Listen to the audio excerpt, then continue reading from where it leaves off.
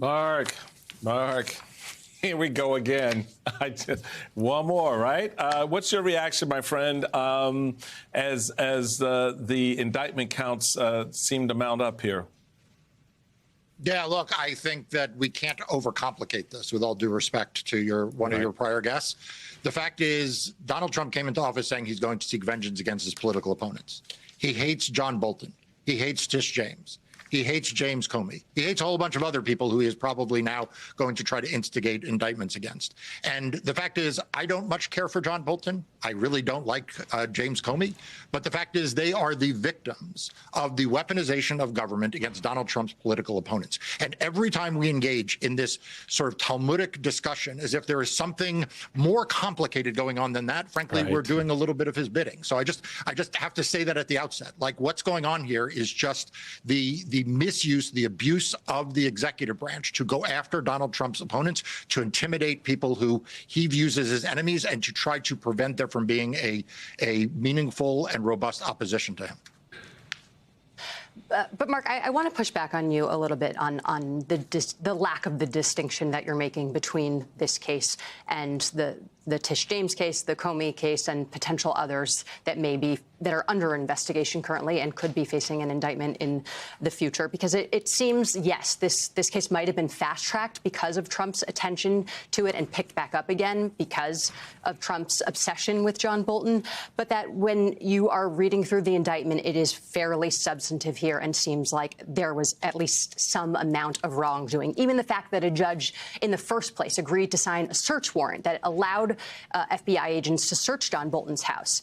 That was pointed out to me by several lawyers as a sign that actually there was some merit here.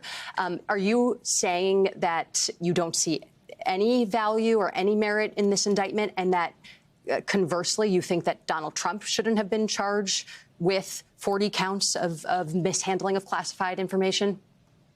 No, I'm saying something very, very simple, which is that John Bolton was prosecuted because Donald Trump hates him.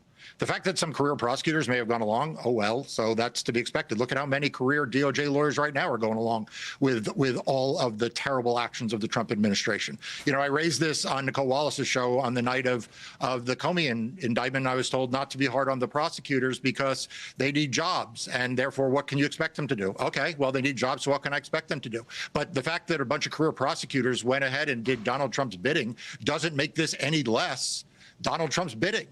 And I'm just not going to normalize that. I'm not going to buy into this idea that, well, maybe Donald Trump did fast track it. Maybe Donald Trump did put it at the front of the line. I'm sorry. Wait a second. When Bill Clinton met the attorney general on a tarmac, it was a national scandal. I mean, Bill Clinton wasn't even the president of the United States at the time. And this meeting was treated with outrage. Like, we cannot normalize what is going on here, which is that Donald Trump is picking and choosing who he wants prosecuted. And then, frankly, a bunch of legal analysts are looking at it and saying, well, I can squint at this one and see a little bit more. And I can squint at that one and I see a little bit less. But do you think we should also be in a position where we're essentially encouraging top national security advisors to mine very sensitive information for personal use? I'm not encouraging anything. I mean, I don't think John Bolton would take any encouragement from me. I mean, you know, John Bolton and I don't see eye to eye on anything. But I think we need to break out of the cycle of assuming that the government is coming at these things in good faith. And that when the executive branch says that it is under the complete control of Donald Trump, and when Donald Trump says he is in complete control of the executive branch, that we should believe them. I mean, that's Donald Trump's position.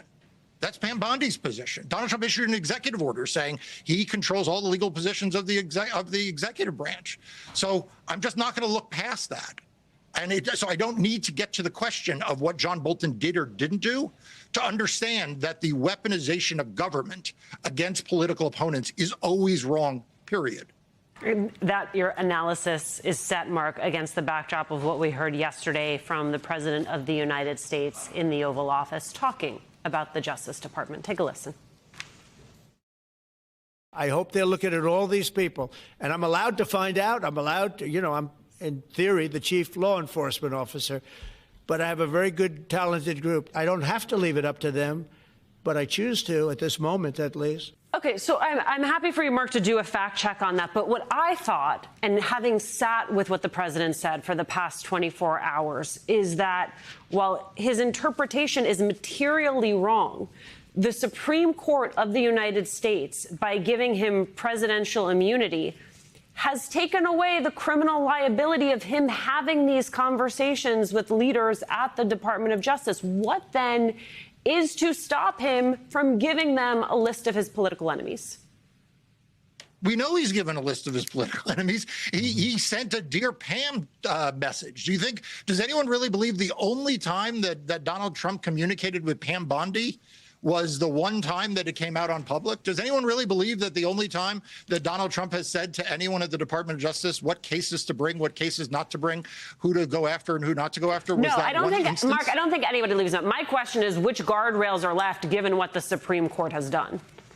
Right. That's exactly right. There aren't many guardrails left. And that's the reason why I feel the need to come on tonight and really just speak in very clear terms, because the only guardrails is the American public and our skepticism.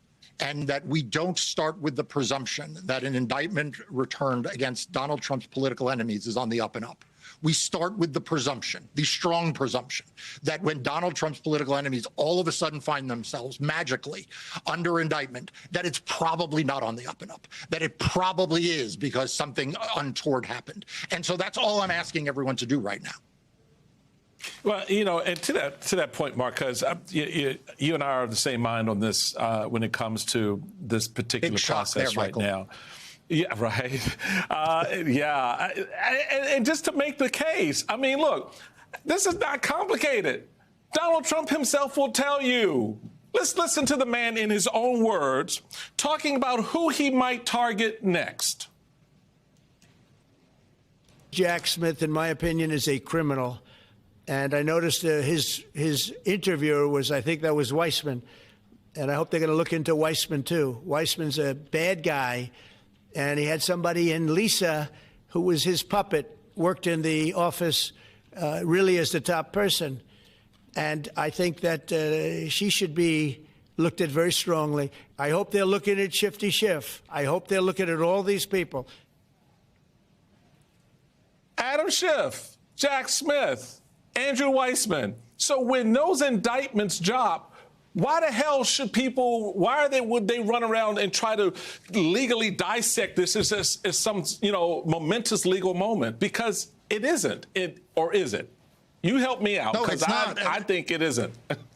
It's not, and that's my point. And what I don't want is, if and when, God forbid, any of those three people get indicted, we shouldn't be on television saying, well, there was a career prosecutor who says this is more legitimate. Like, I don't even know what to do with that fact. Like, I mean, go look at how many career prosecutors, how many career DOJ lawyers are right now in courtrooms around America saying the most terrible things, are seeking the most horrific outcomes.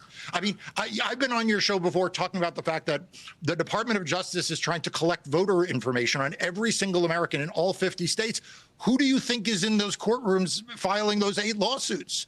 Like there's no immunity by the fact that someone isn't Emil Bovee or isn't Pam Bondi or isn't Harmeet Dillon. There are a lot of prosecutors and a lot of lawyers who work for the government who have made a lot of sacrifices and have made a lot of compromises. And I'm not even here condemning them. I'm just saying that when Donald Trump does the very thing he tells us he's going to do, when he shoots the person on Fifth Avenue, we shouldn't be trying to figure out if the person on Fifth Avenue was jaywalking. We should just assume that Donald Trump said, I'm going to shoot the person on Fifth Avenue.